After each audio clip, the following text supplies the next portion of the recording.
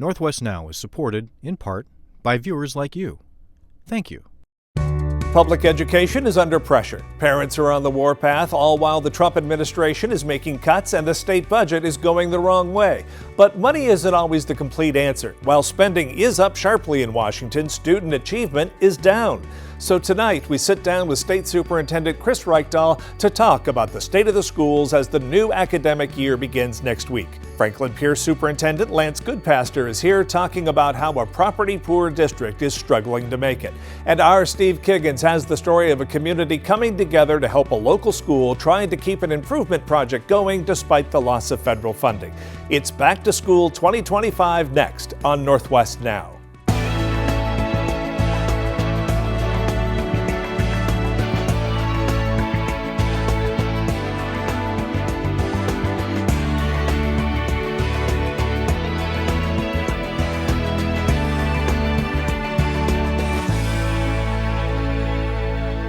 The community around a Tacoma school is trying to keep a playground renovation going despite the loss of $1 million of federal funding.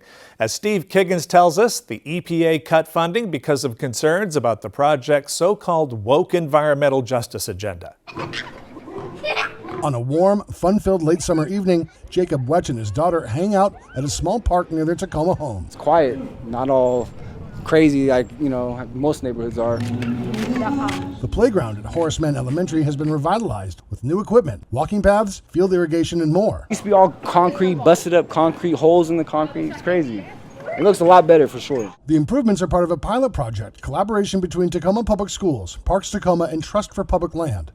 The project upgrades recess beyond school hours, transforming play spaces into community schoolyards, high-quality public parks, open to the public after normal school hours and during weekends. It was never like this before, so now it was always locked, but now it's open. So my kids wanted to go play right down the street, convenient, close. Mann Elementary is one of 5 Tacoma schools chosen for similar upgrades in the project.